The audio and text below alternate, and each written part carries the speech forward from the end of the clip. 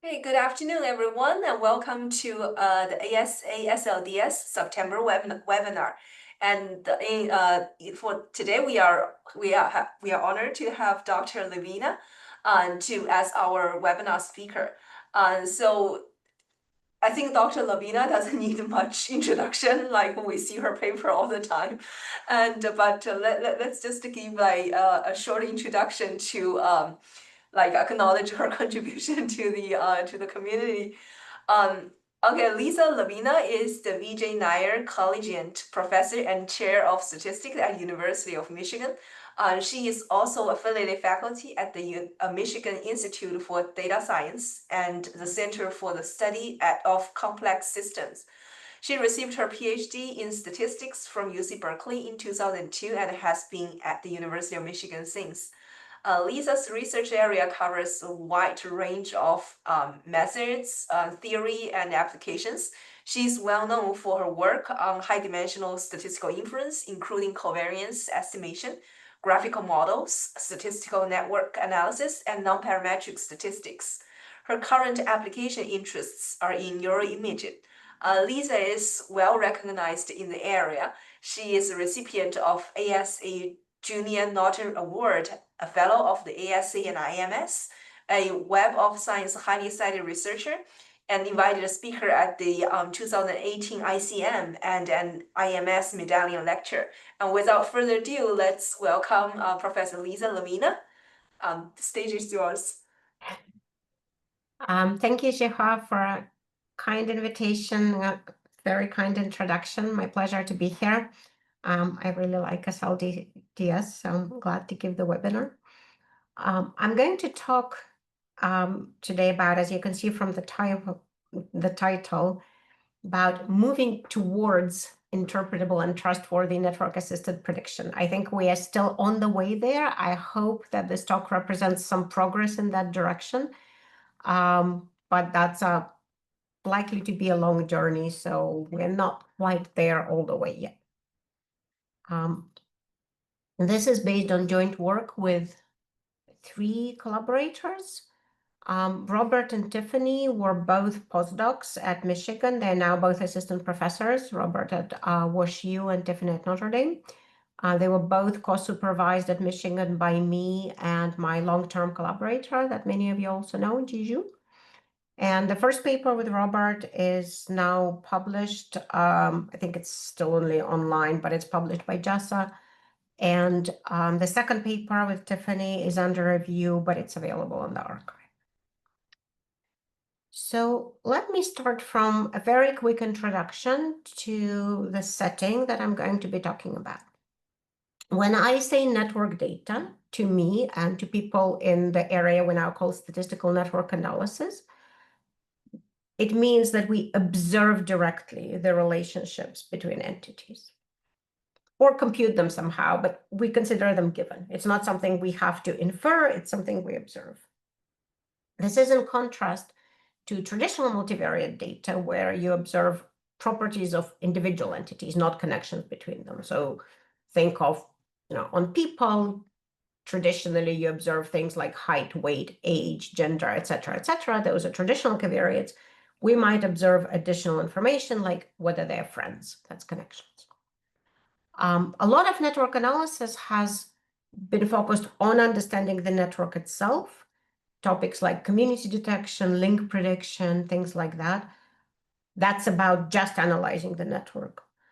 But today I want to focus on a different problem where we just use the network to do another task. The reality of network data is very often we observe relationships between entities and what I might call traditional features at the same time. So you know both the demographics about the people and their relationships, for example.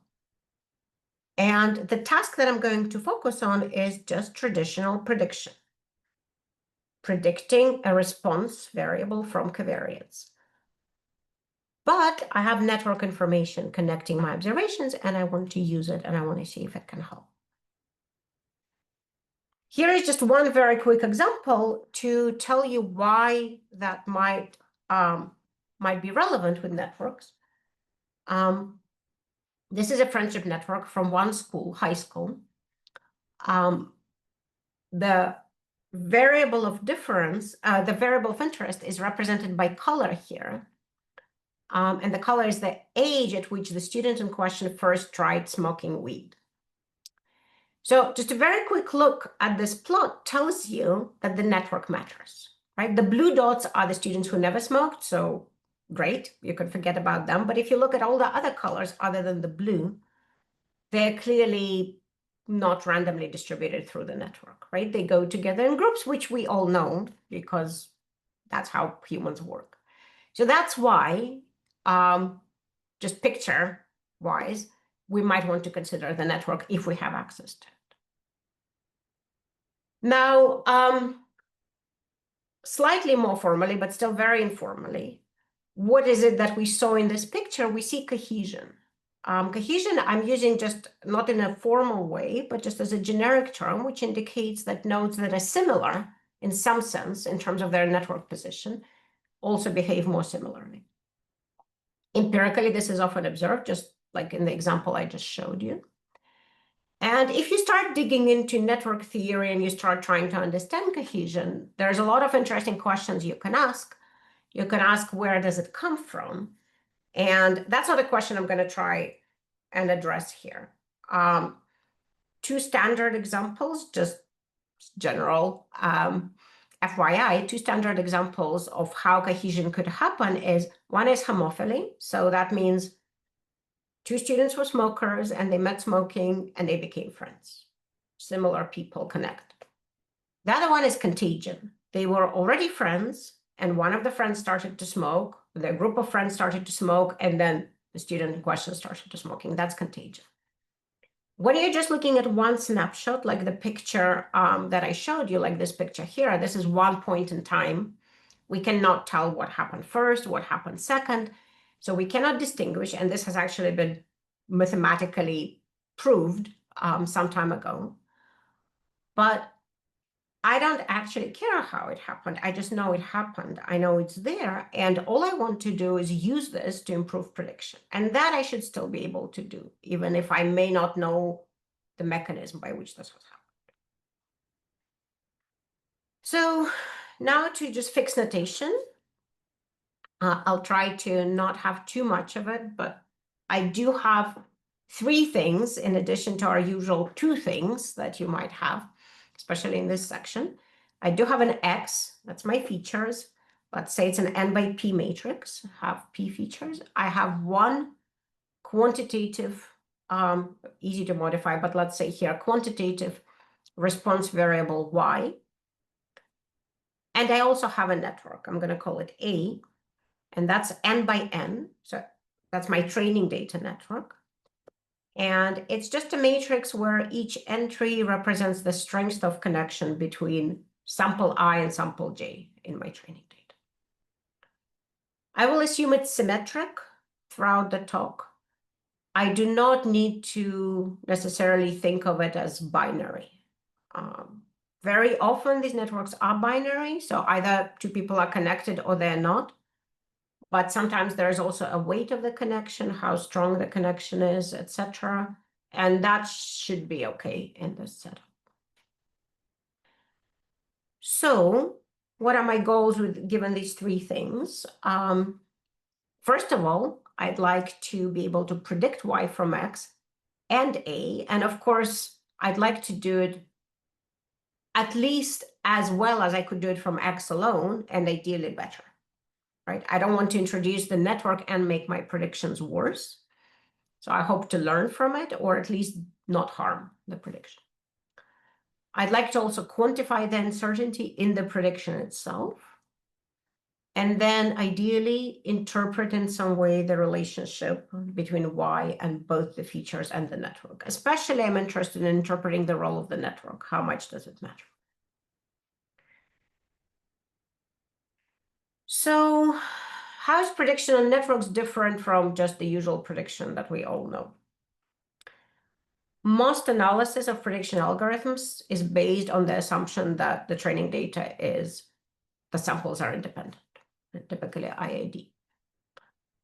network tends to induce dependency between samples. Now, is that a good thing or a bad thing? As statisticians, our instinct is to say IID is the best and dependence is bad. And that is also true because it reduces effective sample size, right? When the individuals are dependent, your sample is effectively smaller. But for prediction, it could also be good because it helps you predict, right? You have information on this cohesion phenomenon that I show you, and you can leverage it and make your predictions better. So my goal is to try and make it better.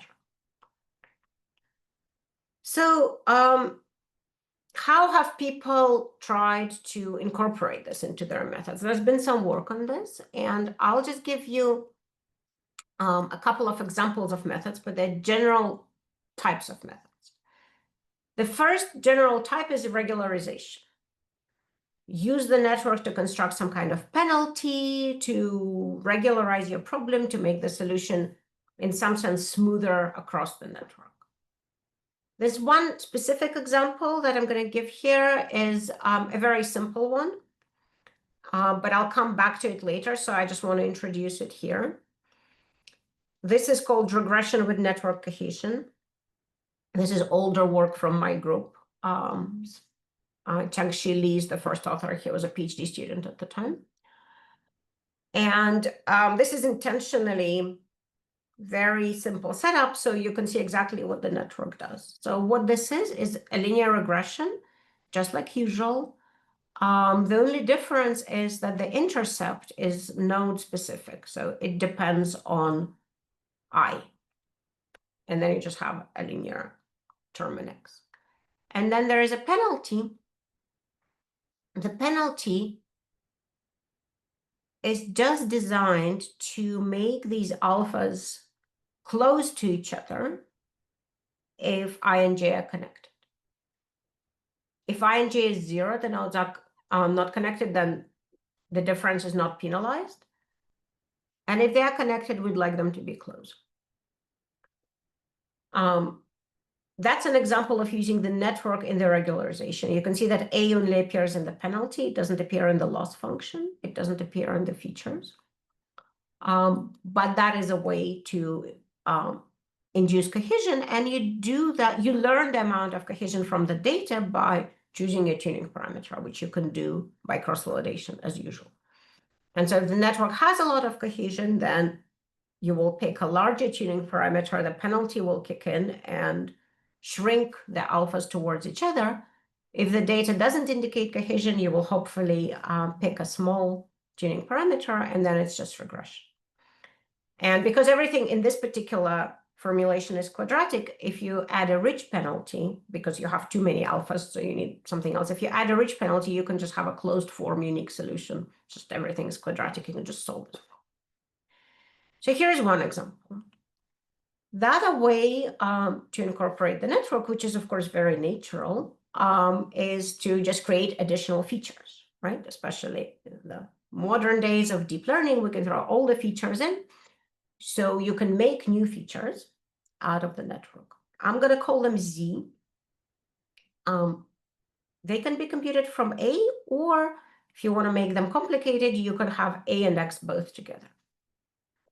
Then you just extend your feature matrix to X tilde, let's say, which includes your original features, traditional ones that you observed, plus some additional node ones that you constructed from the network. And then you do what you would usually do with prediction. So what kind of node features can you construct from the network? You can look at characteristics of the nodes themselves. For example, how many friends do you have, right? That could be a feature. You can look at neighborhood averages. This is, think like KN and then K nearest neighbors type of thing. What fraction of your friends smoke? That could be a variable, right? And that's a function of the network. That should be very helpful. So you can add neighborhood averages of X or even of Y. Obviously, that has some problems when you move to the test data, but it's people have empirically done things like that. And then you can have very general functions on the neighborhood. They don't have to be explicit. And the deep learning approach to this problem, which I won't say much about today, but it is there, GNN or graphical neural networks, when they do their propagation through the neural networks, they sort of use the network itself as part of the network structure. So could be some quite complicated functions. The one example that I will focus on today is the node latent positions obtained from some latent model fit to the network, and I'll say more about that. A very general setup for a latent position model is through a generative model for the network. So if you think of the network as something generated from a sampling model, it's a random object, you can think about it this way. First, each node gets a latent position that's in a usual Euclidean space, let's say RD, some dimension that's much smaller than n. That's kind of the point, that it's lower dimensional than what we see. So first, each node gets a latent variable. If, for example, you're doing communities and networks, this could be a community label, could be whatever it is. And then the probability of two nodes connecting, nodes I and J connecting, is, let's just say we're in the binary case, is a Bernoulli variable, so a coin flip, with a probability determined by the latent positions. Some function where I give you Zi and Zj for nodes I and J, and you can tell me how likely are they to form a connection. So many popular network models fit into this framework. For example, the stochastic block model, which is very popular, is exactly like this. And in that case, Z is a discrete variable, just a label taking values of 1 through k. Another very popular network model, the random dot product graph model, which people call RDPG, takes the inner product of these two vectors. Then the vectors in RD and takes the inner product as the probability. And then you can use a more general link function like a logit or something like that. And you can make your similarity depend on both traditional features X and the latent variable Z. And there's a whole series of papers by Hoff and co-authors starting, I think, around 2007, 2008, and for the next few years. So I'm not citing any one paper in particular, but these models have been studied. Okay, so back to goals. If I want to improve prediction, I want to quantify uncertainty and finally interpret the relationships, I'm going to add one more thing, which is less of a goal than my tool for getting there, which is, as is often the case when we want to be able to interpret something, we have to balance in some way between flexibility and interpretability. And so I'll try to find some middle ground. The two specific projects that I will present in this talk that go to address these goals, one is conformal prediction for network-assisted regression. So that will be for quantifying uncertainty of predictions, that's the bullet point number 2. And then interpretable network-assisted random forest plus, that's the second specific project based, the second paper that'll be focused on interpretation. That's the end of the general introduction. Let me pause for a second here, just in case people have questions.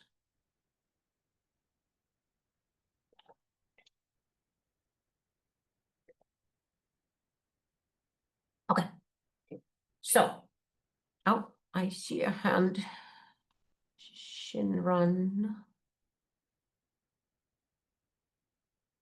Jihua, I don't know how you, there you go. I think Shinran, you can talk. So, this might be a very stupid question. Like, can I just incorporate the features X into the build-up of the network? Like, so how do you define the boundary between what is included in X and what is included in your network? Well, Yeah, so on a very basic level, my network is n by n. So each entry in I observe the network, right? I don't get to build it. I observe it. So I observe some number that tells me the relationship between I and j. X is something about just I. So in the data, it's very clear. Is it data on a pair or the feature? If you're asking about the model, like here, in the network latent position models, where you can mix up X and Z, these latent variables, then the only difference is X is something you observe, Z is something you don't observe. Z is latent. I see. Thank you. Okay. So let's go to conformal prediction first. Conformal prediction, as I'm sure many in this audience have seen, has been quite popular in recent years. And there are many different ways of doing it.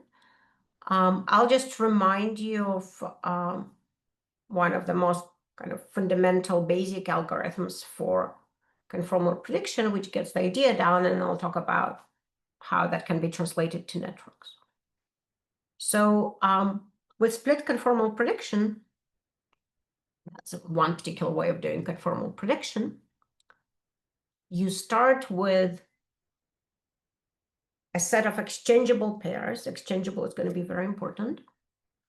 And there's the first n, the second n, and the last very special point. So we have 2n plus 1 total. Our goal is to construct a prediction set for the last point. So find a set that depends on the x for the last point such that the probability of response being in that set is at least 1 minus half. That's the goal. Here is the algorithm for split conformal prediction, which is very natural. What you do, you split, that's why it's called split conformal. You use the first n points to fit a model, whatever model you're going to fit. You get your fn of x, so you can do prediction. You use your second n points to compute what they call nonconformity scores, or you could just say errors or residuals, right? Depending on your problem. Let's say they're just the difference between what you predicted and what the actual output was. So you have the distribution of errors on an independent set. That's very important. And then you have a distribution, so you can take a quantile and then you just say, well, the probability that my new prediction is in that range is determined by the quantile. And it's a very simple intuition behind this method. The reason you can do this is exactly exchangeability, because the ranks of these residuals are uniformly distributed. So everything can be permuted. So what would I do if I wanted to do something like this with a network? Well, I'm showing you now a version amended for the network. The only things that have been changed are shown in orange. So you can see it's not a whole lot. So first, I construct my additional features, and each point gets a new feature, z hat, which comes from the network. In general, it could be from both A and X, or maybe just from A. And then I just add the z everywhere. So I still fit the model on the first n, I compute nonconformity scores on the second n, and then I take the quantile. So everything is the same. I just have additional features. Now, am I allowed to do that, right? Am I going to get a valid prediction interval out of this? Well, it's a little unclear, right? Because there's a network. The network it connects things. So the answer is yes, and that's what we showed in that paper.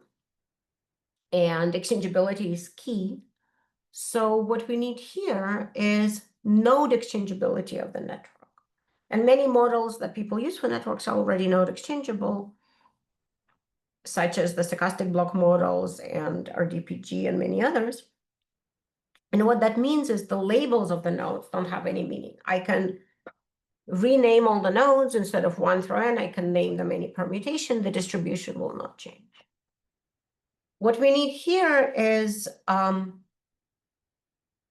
stronger joint exchangeability assumption on the whole thing we're working with. So if we take these arrays of, for I and j, we'll take the features, the response, and the network edge. All of that has to be jointly exchangeable. And it's a very natural assumption. It basically tells you that if I'm working with a set of, like the picture that I showed you, school friendship networks, the names of the students don't matter, right? I number them 1 through n, I can number them in any different way, I'll still have the same distribution. So if this exchangeability holds, and it does hold for the graphon models, all these latent variable models, but it also holds, for example, for averaging things over the network. If you take neighborhood averages of x or of y, still exchangeable. So it doesn't restrict you too much. And then you need one more thing, which is also very natural, which is however I rename the nodes, however I permute the labels, the resulting new features I construct, z hat, will also get permuted in the same way, which is also very natural. A node level summary should go with the node, and it shouldn't depend on the label. So if you relabel the nodes, the node level summary should go with it. And latent positions and node degrees and neighborhood averages all behave this way. So with those two fairly mild assumptions, we have a theorem which basically says split conformal prediction is valid. And the basic idea of this is that you can use these assumptions to show that this array of triples, y, x, and z hat. So z hat is what we estimate from data. Note the difference here. This is just aij, there is no z here. But we construct some z hat and estimate it from data, and then we can show that's exchangeable, and then the usual conformal prediction applies. So I'm not going to show examples of this because I want to get to the second topic, but the basic message of this is you can augment features with the network, and once you establish exchangeability, I showed you split conformal because that's very intuitive, but many other conformal prediction methods can also be applied because they are all basically based on exchangeability. And so that just opens an avenue for connecting that whole body of work to the setting of prediction on networks, which I think is helpful. And you can also, this is work in progress that Robert is working on now. It can also be applied to attach uncertainty to prediction of the network itself, so link predictions. The same kind of mechanism can be, conformal prediction can be used when you just have the network, but I won't talk about that today.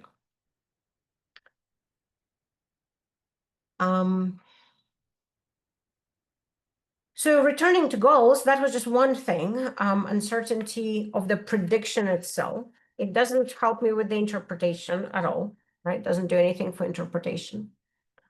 And interpretation is a funny thing, right? Because your true goal in understanding how something works may be more causal inference, but that's very, very complicated in networks. It's very complicated even without networks, but in networks, it's especially difficult.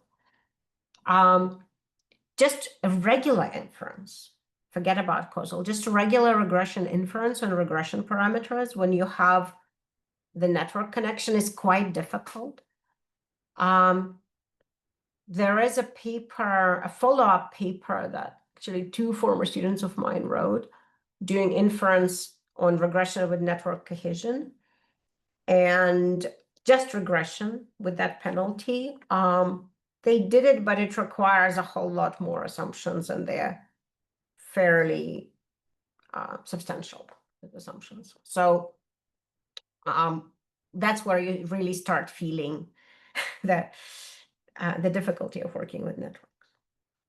So I'm not going to go all the way there, and that's why I'm saying this is towards something. But we'll just talk about interpretability, which is a softer concept. So, as usual, we have this general picture in our heads of prediction power and interpretability somewhat trading off each other. Not always the case, but generally with networks, that often happens. Graph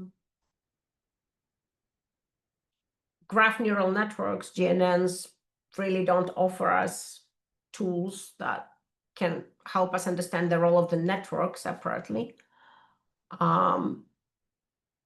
Linear regression, well, we can test parameters, but they're not very good at predicting. So I'm going to pick something that's kind of in the middle and is a compromise, and it's an old idea, but we're going to use it in a somewhat new way, and that's random forests.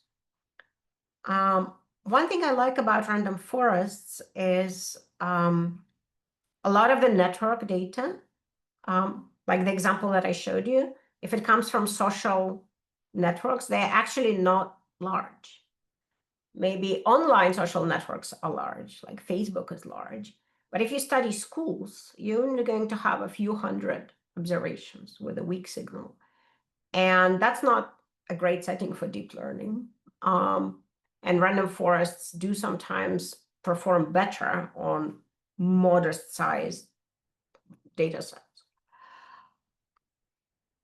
Now, the tool I'm going to use here is, I know it from this 2024 paper by Klosowski and Tian, though when I gave this talk somewhere, somebody pointed out to me that some version, not exactly, but some version of this appeared as early as 1997. It's basically a fact of algebra, but I find it very, it's a very cute calculation, and to me at least was very surprising. What this calculation does is connects decision trees to linear regression. Forget the forest, you just have one tree. This is a decision tree. You know that each tree can be encoded through splits, and we can use each split to define a new feature. So not just the leaf nodes, but all the splits in the tree. You can define it as a little feature that takes three values, 0, negative something, and positive something, depending on whether you go to the left or right. So you can always compute that from your original x's, right? I'm going to call that psi of x. That basically gives you a new set of features with these splits after you train the tree. So that's important. You already have to train the tree. You can construct this basis. And then that's the surprising part. If you take this basis of stumps and just do regular regression of y on those features, as long as your predictions are the averages of the leaf nodes values, you recover exactly the predictions by just ordinary squares regression on the stumps. This is something you can verify by doing algebra, but I didn't know that until last year, and I think that's, many people don't know this is true. Now, why would that help you? How does this help you? Because you first have to fit the tree anyway, then you can just recover it. Well, the way it helps us is through something called Random Forest Plus, and this is earlier work. This is not from my group. This was actually Tiffany, who did the work with us, did this for her thesis at Berkeley with Ben Yu. That's their work. And what they did is they proposed Random Forest Plus, which is combining linear regression and trees, where you construct these features and then you regress y on both the linear features and the nonlinear features. And then you can add some penalties if you like. Now, why would you do that? Well, there are some advantages and disadvantages to both linear and trees predictors, right? Trees famously don't do well on sort of functions that look like lines. Lines do well on that, but less flexible. And they showed in that paper that this is a good combination. Now, you may think of this as double dipping potentially, right? Because the features come from the tree. But this is where the forest comes in. When you do random forest, you already train each tree on training data versus out-of-bag samples, right? That's what they mean by bootstrap. You have some samples for the tree and some others. So you can use that split to also separate the features. You can use other loss functions. You can do logistic regression. You can do other things. But it's basically a framework for combining linear and nonlinear features. Now, how can the network be brought in? Well, we know how it could be brought in with linear regression. So now we have something that looks very much linear. We can do the same thing. For example, like the network cohesion penalty. We can add a vector of node parameters, and then we can put a penalty in it. That's fine. It doesn't use the network in the tree construction. The tree gets constructed first, and then this is just a penalty, but it still does help you. We can do the other thing that I mentioned, which is construct some additional features, latent variables, or whatever we want, and then put that into our regression. And then we can do that. Both seem to make sense. If I wanted to, I could even do both. I could put in both the penalty and the network feature. And that might look like, too much. Why do you have to do both? And shouldn't you choose? But actually, they have different purposes. And if you think about it, the blue part, the cohesion penalty, what does that do? It suggests that network neighbors are similar to each other because we're penalizing the difference between their responses. So that's some sort of smoothness assumption on the network. If, say, we do latent embedding and we include embedding features, then we suggest the neighbors are similar in the latent space. That's not the same thing. Similarity in the latent space is not necessarily the same thing as similarity in the network. So you could have only one of them happening, or you could have both, or you could have neither, and you could hope to learn that from data. Of course, there is a downside if you're going to have both, because you're just going to have more tuning parameters. So you're going to have an extra penalty and more parameters, but that's not too bad. Another thing that can be quite tricky with prediction and networks is exactly what do we mean by test data. So for test data, we have X and we don't have Y. Everybody knows that. Now the question is, do we have A? And where is the A for test data, right?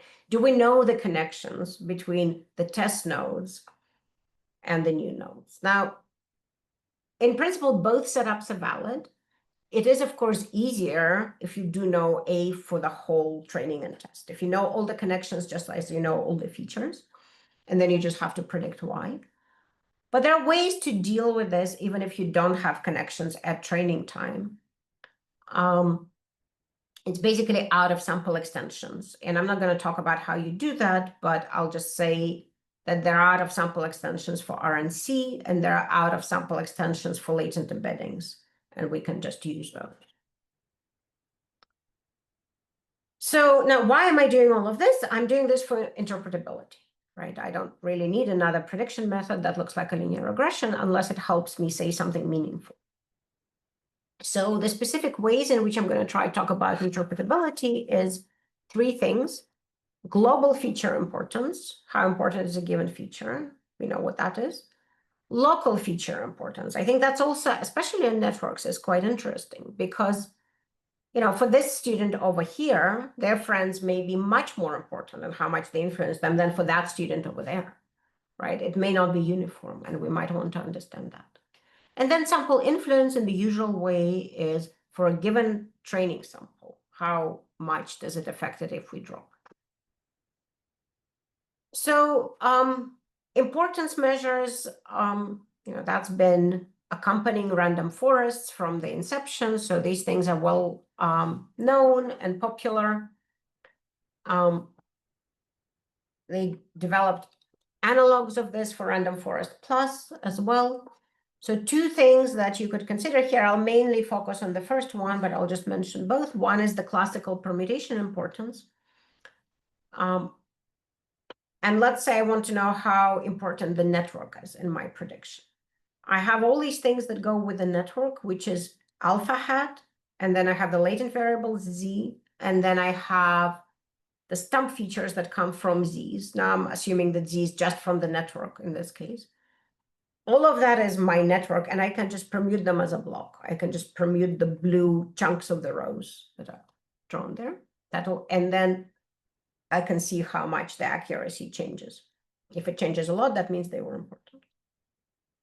Mean decrease in impurity is a version of this where instead of permutation, you just replace those blue parts by their column means, and you see how much the accuracy drops. Of course, you can do that for the normal features for X, but the important thing is to do it for the network. Local network importance. This is something they proposed for RF+, and this really is where you're using the linear form of this predictor. The global importance, the permutation you can do with anything. And this is what this measures is how important is the network in making the prediction for a particular sample. You can look at just the contribution, because it's a linear predictor. You can look at the contribution of all the network variables to that point's prediction. And then you can compare it to the average across the whole network. This expectation is just the average. Now, what does this tell you? In absolute values, nothing, because I don't know if this is supposed to be 2 or 100, right? I can't judge the absolute value. But what I can do is I can judge them relative to each other. I can see if the contribution is typical, if it's unusually large, or if it's unusually small. And then it's important. And finally, sample influence works a lot like in the usual way, like in usual regression. And I'm not going to get into the details, but we can, in fact, derive closed form solutions for leave one out estimators, just like you would in normal linear regression. If we use the reach penalty and everything is quadratic. If we have other penalties, we can use approximate influence functions. The downside of these estimates is that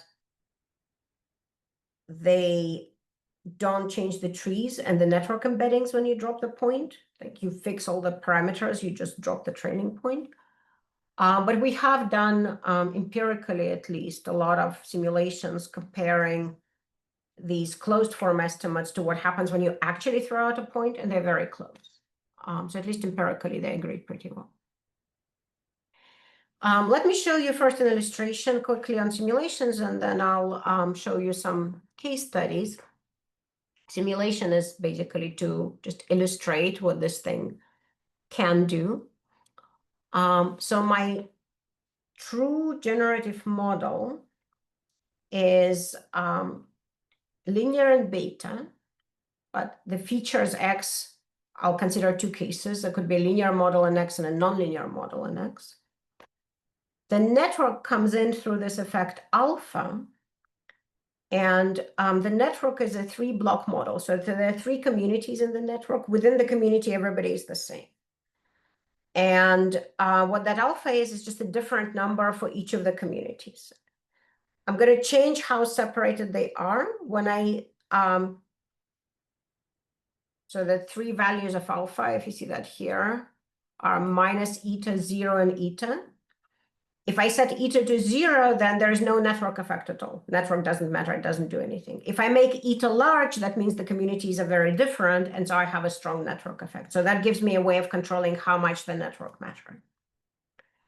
Otherwise, I'm just going to control the signal to noise ratio, so it's all comparable. And I'm also going to test selection. So I have 20 features altogether. In the linear model, only the first 2 features are involved. In the nonlinear model, which is this funny little thing with indicators, the first 6 features are involved and the rest don't matter. So we have something that's important and something that's not important. So in addition to the methods I told you about, I'm going to add one more for comparison here. it's called network BART. So it's like a Bayesian version of decision trees. And it's a very different way in which they incorporated the network, but there is this method of network BART, which is designed for the same purpose. So in this picture, so on the left, you have linear, on the right, you have nonlinear. Let's look at linear first. On the x-axis, you have the network effect increasing from 0 to 1. So on the left, the network doesn't matter at all. And the methods, all the solid lines are network assisted. The dashed lines are the analog that is not network assisted. So just normal linear regression versus regression with network cohesion, just normal random forest plus with network assistant random forest plus, and so on. So first of all, let's see what we see with the network assisted methods on the linear function. Well, actually all of them, what we see is as the network effect grows, without the network assistance, prediction gets worse, right? Because the network is messing it up.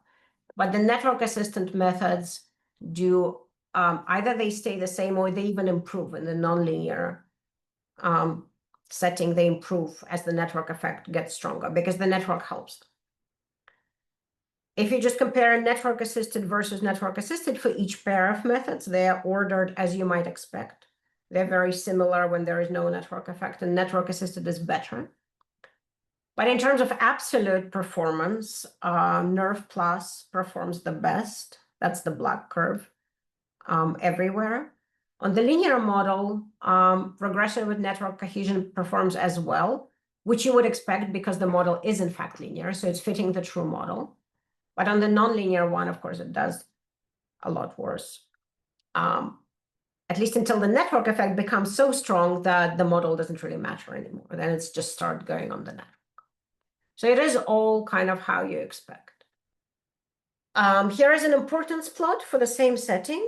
Again, linear, nonlinear. The blue features are network features. The sort of yellow orangey is the covariates. The three kind of intensity of color, the three bars next to each other are three different values of network effects. So first of all, you see that it, I think permutation importance is a bit cleaner than MDI, but they're kind of similar. I'll just focus on permutation. It does pick out the correct covariates. The first two for the linear model, the first 6 for the nonlinear model. That's not particularly surprising. They're important, the rest are not important. I think it's interesting to see what happens with the network interpretation, because here we split it into 3 parts. There's network effect overall. That's all the features to do with the network. Then there's just the cohesion effect. That's the effect of alpha. And there's also just the embedding effect. That's the effect of Z. Now, the model we had here is a block model. So there is not really a cohesion because there are just 3 separate blocks. But within each block, there is the neighboring relationship means nothing. Within the same community, they may be connected, they may not be connected. Doesn't mean they will be more similar because they're already in the same community. The latent embedding, on the other hand, should pick up communities, and that should be quite important. So what you can see here is exactly that the cohesion feature is not particularly important. The embedding is important, and together the network still shows up as important. So that's kind of what we want. So at least on a simulation, it gives you something sensible. Let me now show you a much messier case study, because case studies are always messier. This is school data, actually from a different study from the example that I showed you in the beginning, but also on schools. It was collected for a different purpose. The purpose was evaluating a particular intervention strategy, and they were offering training on conflict resolution in the school and seeing how it improves the atmosphere. The data is from about 50, I think a bit more than 50 middle schools. The sizes of the schools vary, ranging from somewhat under 100 to 600 something.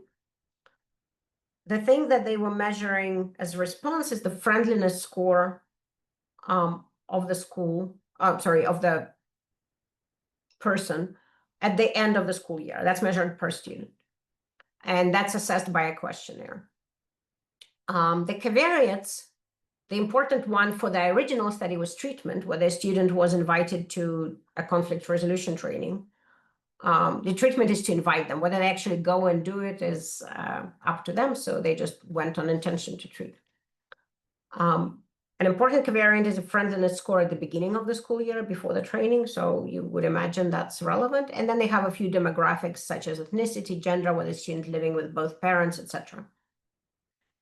They do also have relationship between the students collected by survey, just asking them, who are your friends? So that's network data. Now, the signal overall is weak. So if you look, for example, at the correlation on the test set between the predicted response and the true response, you get, depending on the school, maybe between 0.3 and 0.6.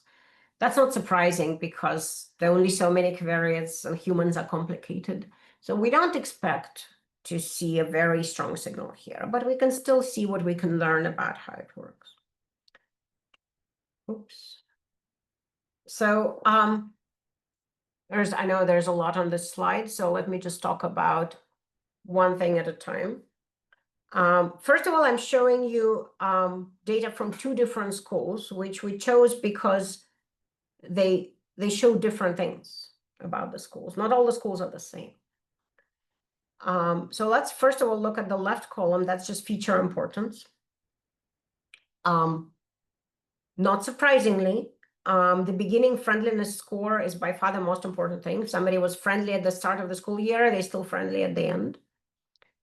Treatment shows up a little bit in the second school, school 21. Doesn't really show up in the other school. Still relatively unimportant compared to the beginning friendliness. Demographics don't really show up.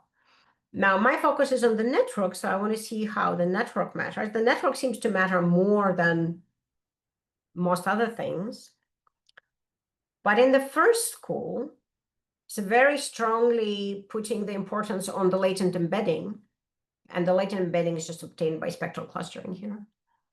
Not so much on cohesion. In the second school, it's the other way around. The network overall is perhaps a little less important, but whatever importance it has seems to be mostly sitting on cohesion.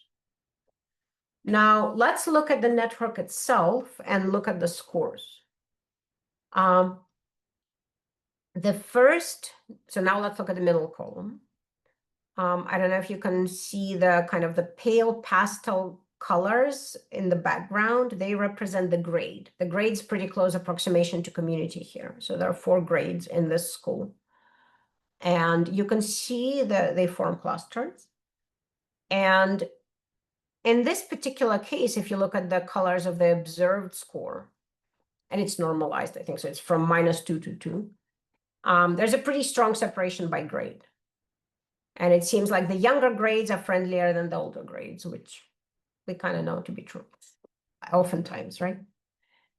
So the grade in itself seems to be a good predictor. And so the community or the grade or the latent embedding shows up substantially.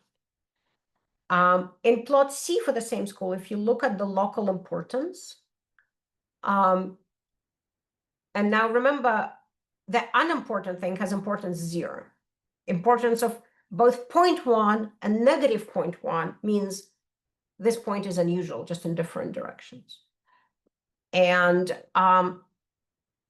in this particular school, you don't see anything especially interesting within communities. There's a little bit more heterogeneity in the younger grades where people are friendlier. And there are some unimportant, well, anyway, I don't have a lot to say about, maybe somebody else can see something more. I don't have a lot more to say here about this plot, other than the grade structure is strong. Now, if you look at the second school, you can see that the observed Ys are more heterogeneous.